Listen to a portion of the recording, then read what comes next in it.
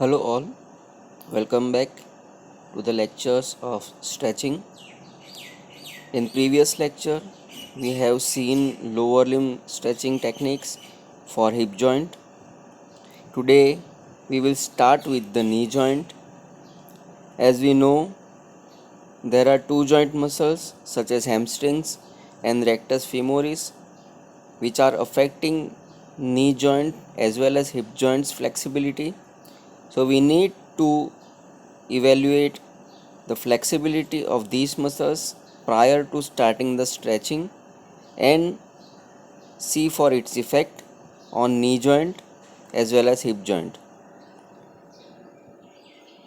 To increase knee flexion or stretch knee extensor muscles, we have to keep patient in a prone position and stabilize the pelvis by application of downward pressure across the buttocks.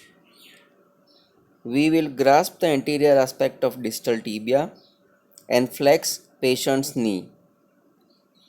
We should place a rolled towel under the thigh just above the knee so that to prevent compression of patella towards the bed.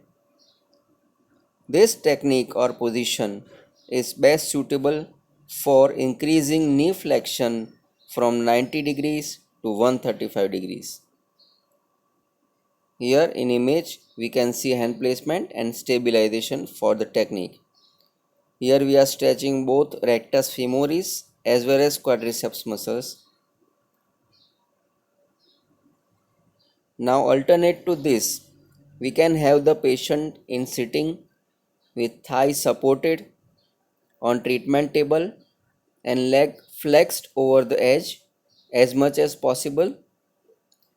We will stabilize anterior aspect of proximal femur with one hand and apply stretching force to the anterior aspect of distal tibia and gradually flex patient's knee as far as possible.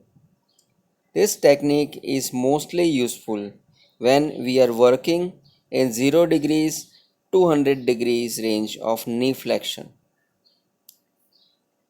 To increase knee extension or to stretch knee flexor muscles, majorly hamstrings, we have to keep patient in a prone position when we want to stretch these muscles in mid-range.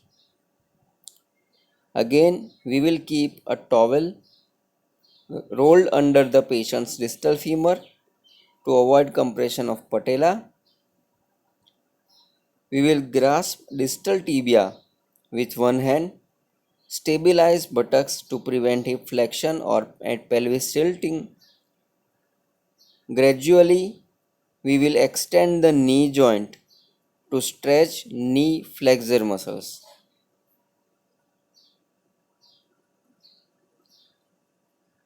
To increase terminal or end range knee joint extension, we will change patient's position into supine. We have to grasp distal tibia of knee to be stretched. A towel is rolled and kept under the distal femur so that to avail the range for the movement. We will stabilize hip by placing our hand or forearm across the anterior thigh. This will help in prevent hip flexion during the stretching procedure.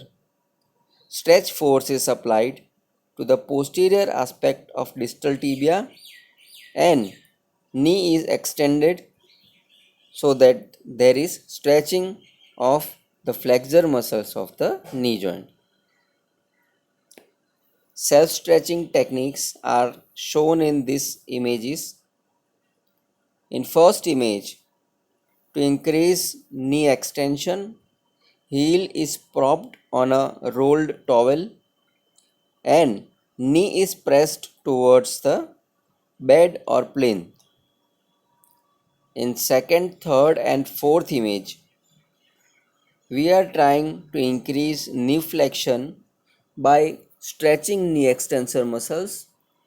In first of these image, the person is lying with both lower limbs supported on a wall and the affected extremity is flexed with the help of gravity assisted wall slide. This will help in stretching the knee extensors and increasing range of knee flexion. In the image besides this, the person is in standing while the extremity which needs to be stretched is kept on a stool. The person lunges forward and gives pressure, performing knee flexion to stretch the knee extensor muscles. Similar process is repeated in the last image where the person is in sitting position. Heel is kept slightly posterior for the extremity which is to be stretched, and for the extremity which is normal or not to be stretched, the heel is kept further anteriorly. Here again the person will shift his weight forward and flex the knee so that the stretching of knee extensor muscles is done.